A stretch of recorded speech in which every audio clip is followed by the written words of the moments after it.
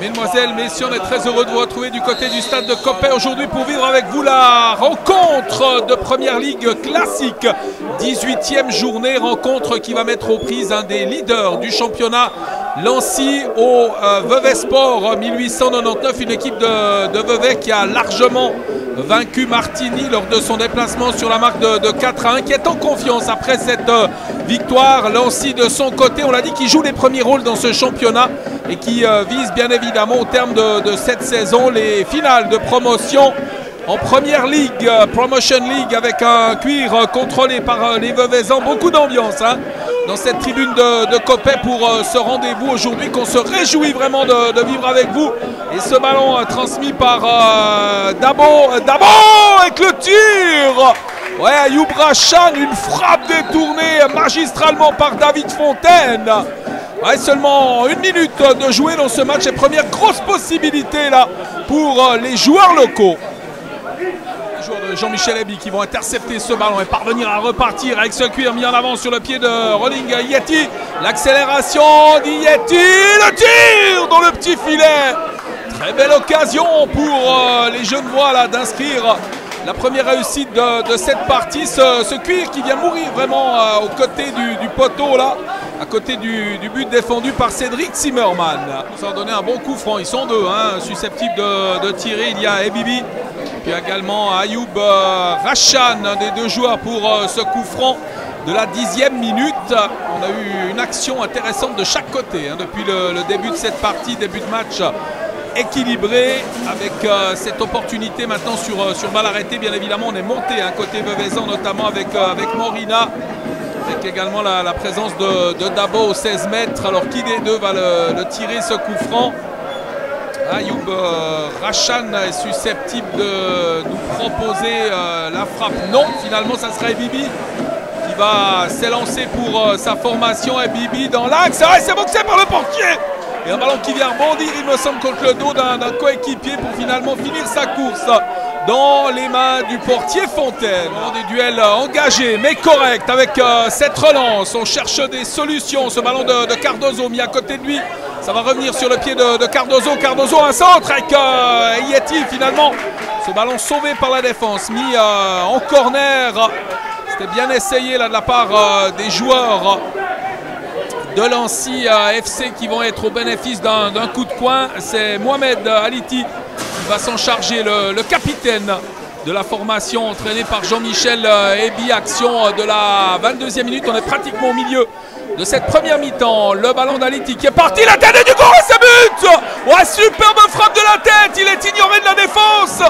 Et Dugour qui peut marquer son premier but sous les couleurs lancéennes. Superbe frappe de la tête, mise hors de portée de Cédric Zimmermann. Ça va revenir encore une fois en arrière avec ce ballon transmis par Pedretti. On va chercher du soutien sur le côté avec Rolling Yeti qui glisse à côté de lui. Un ballon qui arrive sur le buteur, Dugour dans les 16 mètres. Dugour encore et toujours qui frappe. C'est 2-0.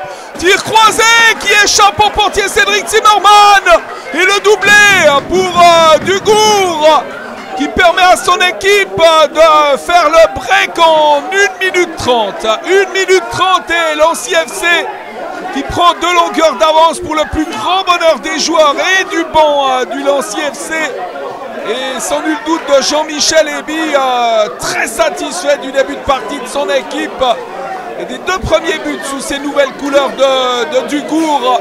Grâce à cette tête sur le premier, ce tir croisé hors de portée de Zimmermann. Pour le second, c'est 2-0 pour les Genevois face à Vevey Sport 1899. Pedretti notamment qui va faire l'effort. Ce ballon d'Ayoub Rachan mis sur Protopapa. Protopapa qui attend du soutien. Ballon mis au 2e poteau. Alors très mal inspiré. Ils ont pris un gros coup derrière la tête là, les Veveysans après cette 2e réussite. Il faut reprendre ses esprits également. Notamment Debibi, c'est lui qui va tenter de récupérer cette balle qui reste pour les joueurs de Lancy FC avec un centre tendu. C'était pour Dugour. Et c'est intercepté par Zimmermann qui va dégager rapidement avec ce duel aérien. Ballon qui est remporté par les Genevois. Une intervention correcte, estime l'arbitre sur Protopapa avec un cuir mis en défense. Un ballon, attention, mal dégagé. Avec Yeti, il a du soutien à côté de lui avec Dugour. Il va tenter la frappe. Oh, la frappe appuyée alors qui passe par-dessus le but de Zimmermann. Extrêmement bien fait encore une fois là, de la part des joueurs du Lancy FC. Dabo qui va devoir s'appliquer sur ce coup franc de la 36e minute en faveur des Veuvezans. Ballon qui passe le mur avec une déviation de Pedretti. Un cuir récupéré la faute sifflée par l'arbitre. Le coup de sifflet pour une faute de Protopapa là, sur son adversaire. C'était une occasion de but là, pour les joueurs veuvezans qui ont eu la première occasion du match. Et l'homme en possession du ballon, David Fontaine, encore une fois décisif pour ses couleurs, qui a sorti l'arrêt qu'il fallait. Bien évidemment qu'à 1-0 pour Veuvesport 1899, la donne ne serait peut-être pas la même. Avec dorénavant cet avantage de 2-0 grâce à 2 buts de Dugour pour les Lancéens. Le duel aérien remporté par le Veuvezan là sur cette action. Belle élévation du capitaine Thomas Pavlis. C'est tant bien que mal de sortir ce ballon avec cette talonnade de Lima. Un cuir qui va arriver sur Dabo. Dabo qui est accroché. Le jeu qui se poursuit. Un cuir récupéré maintenant par Ayashi. Ouais, c'est joli. Avec un ballon passé. Oh, l'intervention de Dabo. Intervention rageuse de Dabo là sur son adversaire. Alors bien évidemment il y avait faute avant, mais il n'est pas nécessaire ensuite de commettre ce genre de faute. Il y a un peu d'irritation dans les rangs veuvezans, même si effectivement de notre avis l'arbitre aurait dû siffler au départ de l'action, puisque Dabo s'était fait accrocher, mais ça n'excuse en aucunement alors l'intervention du joueur veuvezan sur Ayashi. Au dégagement, 39e, on est rentré dans la 40e minute de jeu avec ce ballon dégagé de la tête, récupéré tout de même par les veuvezans avec l'ouverture sur Protopapa, la sortie du portier, bonne sortie, très belle intervention là encore une fois du dernier rempart de Lancy FC qui va pouvoir dégager son équipe. Ce nouveau ballon mis en avant, récupération maintenant avec l'accrochage avec Lima, un cuir qui est récupéré par les Genevois. On va chercher Yeti devant avec un ballon poussé, attention il est mal poussé, Yeti le tir. Oh, le sauvetage de Zimmermann, encore une fois une erreur de la défense à la relance. Le ballon qui reste pour les joueurs de Lancy FC avec ce service sur Cardozo. Le centre de Cardozo, il est contré, ça va déboucher sur un coup de poing là en faveur des joueurs de Jean-Michel Ebu de cette seconde mi-temps. Le score 2-0 pour Lancy FC. Est-ce que Hervé Bochu a trouvé les mots pour remotiver son équipe? Pas évident en tous les cas avec ces 2 buts marqués par Dugour qui ont un petit peu plombé l'enthousiasme des joueurs veuvezans. Quant à Jean-Michel Ebu, bien dans les vestiaires, il n'a pas dû dire grand-chose, simplement de continuer sans doute de travailler de la sorte. Parce qu'ils mettent du cœur à l'ouvrage, les joueurs du Lancy FC, en ayant marqué aussi de très jolis buts par Dugour. On l'a dit, c'est 2 premiers sous les couleurs du Lancy FC pour permettre aux Genevois de mener de 2 longueurs au terme. Rachan au contrôle, il va renverser complètement la situation. Ballon récupéré par les joueurs de Lancy qui repartent avec Rodriguez qui met sur le côté. C'est bien joué cette passe sur Cardozo. Le centre de Cardozo avec Dugour, qui est un peu court et qui va venir récupérer cette balle. Il va remporter son duel avec le Veuvezan. Dugour, la passe pour Cardozo qui marque. Ouais, c'est 3-0, cette balle récupérée finalement dans les pieds de Diego Mutombo et la 3e réussite qui intervient assez rapidement après la reprise de la seconde mi-temps. On est dans la 7e minute de jeu et les joueurs genevois qui prennent une 3e longueur d'avance face à leur adversaire du jour. Ça vire au cauchemar là pour l'équipe d'Hervé Bochu. Avec ce nouveau dégagement, Ayoub Rachan, un cuir récupéré, perdu maintenant. Ayoub Rachan qui va faire l'effort, cherche des solutions, il n'y a pas beaucoup d'appui. Il arrive à passer Yeti, c'est bien joué avec un ballon mis dans l'axe du terrain. Protopapa, le décalage de Protopapa avec Dabo. Ouais, le ballon, ouais, on a cru qu'il allait donner coup franc, il donne un carton jaune à Dabo. Il donne un carton jaune à Dabo qui va être expulsé. C'est incroyable sur cette scène, il faudra voir au ralenti. Est-ce qu'il en a rajouté Dabo sur cet accrochage avec les défenseurs du Lancy FC? Il commence quand même à faire beaucoup de cartons depuis le début de ce second tour, notamment face à Échalant. 2 expulsions, la une encore une fois avec attention, un bon ballon mis sur Dugour qui remporte son duel avec un tir dévissé qui passe à côté du but de Cédric Zimmermann. On disait beaucoup de cartons, beaucoup trop de cartons. Pour certains peut-être injustifiés pour un second jaune.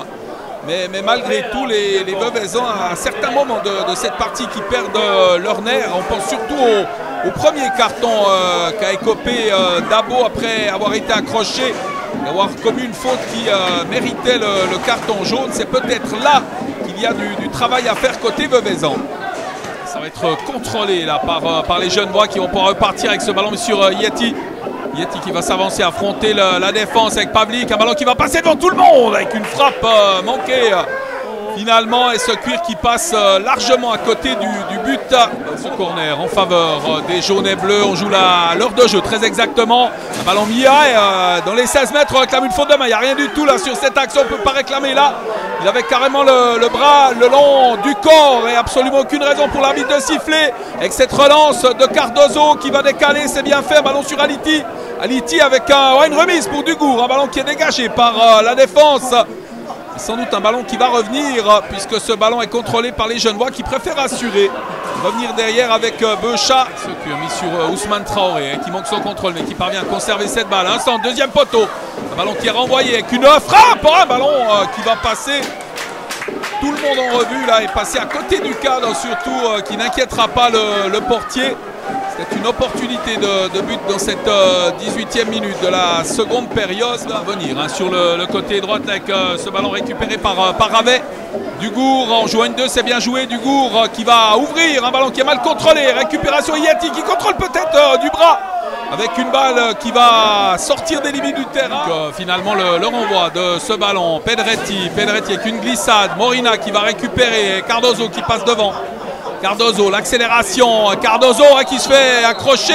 Oui, il est maladroit ce tacle de Traoré qui est venu tenter de récupérer cette balle. Et on sait encore une fois que c'est en règle générale le travail d'un défenseur et qu'il arrive bien évidemment que les attaquants soient un peu plus maladroits, ce qui était le cas pour Traoré sur cette action. Rachan face à deux joueurs genevois, il les passe. Le tacle, oui la faute hors clair sur cette action de Charles Ravet qui écope également d'un carton jaune.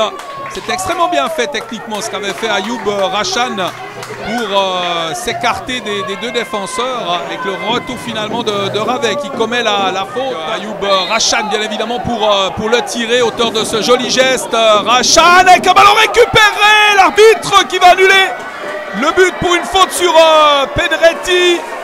Cette faute de Diego Mutombo semble-t-il, je ne crois pas que c'était une position de hors-jeu. On a vu le duel entre les deux hommes et finalement le coup de sifflet de l'arbitre qui annule cette réussite de Veuvezan. Dégagement pour Maxime Fontaine, un quart d'heure de la fin de ce match et ce score de 3-0 avec un ballon qui va revenir sur Dugour. Dugour, le décalage de Dugour avec attention un ballon qui est taclé. On a de la peine à la sortir cette balle, elle revient sur Cardozo qui marque, c'est 4-0. On n'est pas parvenu côté Veuvezan à sortir ce ballon, un peu de panique là dans les rangs du Vauvezsport 1899. Beaucoup moins en revanche pour Patrice Cardozo Correia qui allume la lucarne du but de Zimmermann pour le 0-4. Une correction sur son terrain est en train de prendre l'équipe de Vauvezsport 1899. Drôle de scénario pour ce match. Et les joueurs d'Hervé Bochu qui ne s'attendaient sans doute pas à cela, même si effectivement en face il y a l'excellent Lancy FC qui a su profiter de ses opportunités, notamment en première mi-temps avec le doublé de Dugour. Et c'est également Cardozo qui en est allé de son doublé, permettre à Lancy de remporter la victoire sans doute dans ce match. Il reste moins d'un quart d'heure à jouer avec un cuir récupéré maintenant. Ouais, ça va revenir. Peut-être encore une fois l'intervention signée Lokwa qui est venu accrocher le pied de son adversaire et qui va écoper d'un carton jaune. Et Lokwa n'est pas d'accord avec la décision de l'arbitre. Il va prendre un deuxième jaune. Un deuxième jaune pour réclamation, c'est le rouge. Ce coup de coin de la 37e minute et ce ballon mis au deuxième poteau avec une reprise de la tête.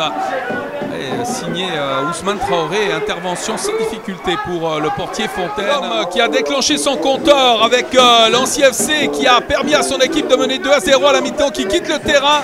Dugour pour ses deux premières réussites et cette sortie donc sous les applaudissements de ses supporters avec un coup de poing à suivre pour les joueurs de Lancy. ces dernières minutes de jeu. Ballon deuxième poteau, prise de balle irréprochable du portier Zimmerman. Donc une dernière incursion peut-être du côté de l'ancien FC. C'est bien joué, c'est une 2 avec un ballon récupéré, une intervention fautive. Alors coup de sifflet de l'arbitre et coup franc en faveur des Veuvesans qui n'auront même pas le temps de le tirer, ce coup franc. Ils terminent donc cette partie à 9 contre 11. Ils perdent les joueurs du Vevey Sport 1899 sur la marque de 4-0 après s'être imposé à Martigny par 4-1 pour l'Annecy FC. C'est sa première victoire depuis la pause hivernale avec 2 nuls à la maison face à Nanterre, face à Gand et puis 2 défaites à Carouge sur la marque de 2-1. Et en Coupe de Suisse face à Munzingen par 3-1. Premier succès qui peut en appeler d'autres maintenant. Et pour le savoir, ce sera la prochaine journée. Lancy qui recevra le 1er avril prochain l'équipe d'Azzurri 90 Lausanne, tandis que Vevey, sans doute blessé par cette défaite, se rendra chez la Lanterne Rouge Fribourg. Oui, un début de match très dur. Mais après, on a vite marqué. Alors après, on s'est mis dans le match. Après, on était sur tous les duels. Et puis on a bien travaillé, on a bien été collectif. Et on a réussi à mettre le deuxième. Et puis après, on a enchaîné. C'était bien. Oui, ce deuxième tour a été assez difficile à reprendre. Là, match nul 0-0 contre Nanterre, match nul contre Bunningen, défaite contre Munzingen. Mais aujourd'hui, vous avez fait une grosse performance. Oui, il fallait réagir après le deuxième tour un peu dur. C'est ce qu'on a fait et puis de belle manière aussi. Voilà, comment vous voyez la suite là, du FC Nancy Sport? Parce que franchement, on avait parlé, là, on avait déjà fait une interview à Carouge, quelqu'un de chez nous, qui a dit c'est les finales. Oui, c'est les finales et surtout les montées. C'est les finales et puis après il faut les gagner. Il faut aller plus haut, tout gagner. Voilà, le prochain match chez vous, ce sera contre qui? C'est Azzurri Lausanne. Voilà, un match difficile, Azzurri fait des points, c'est étant, ça fait 4 ou 5 matchs qui perdent plus. Vous allez préparer ce match assez sérieusement. Comme tous les matchs, on est sérieux dans tous les matchs. Alors le prochain match, on va commencer dès lundi. On va travailler, continuer pour aller de l'avant. Voilà, exactement. Maintenant, bon, vous avez perdu des joueurs, on avait su ça aussi que vous avez perdu des joueurs. Maintenant, tout se met bien en place, on sent un meilleur collectif. Plus ça va aller en avant, meilleur ça va être. Oui, après on commence, on a eu des nouveaux, on a eu des départs. Après c'est comme ça, c'est le foot. Donc on va aller de l'avant et puis travailler avec ce qu'on a. Très bien. Dylan Dugour, merci beaucoup, puis bonne rentrée chez vous. Merci beaucoup. Merci beaucoup. Il est là. Je tiens à dire qu'un début de match, 5-6 minutes difficiles. Le gardien fait l'arrêt qu'il faut, derrière on marque. Je pense que derrière, jusqu'à la fin du match, on a été supérieur à Vevey. On a marqué 4 buts et je suis très fier de mes joueurs par rapport à ce qu'ils ont produit. C'était dans la continuité du match contre Gand mercredi passé. On aurait dû nettement s'imposer, vu le nombre d'occasions qu'on a eues, 2 barres.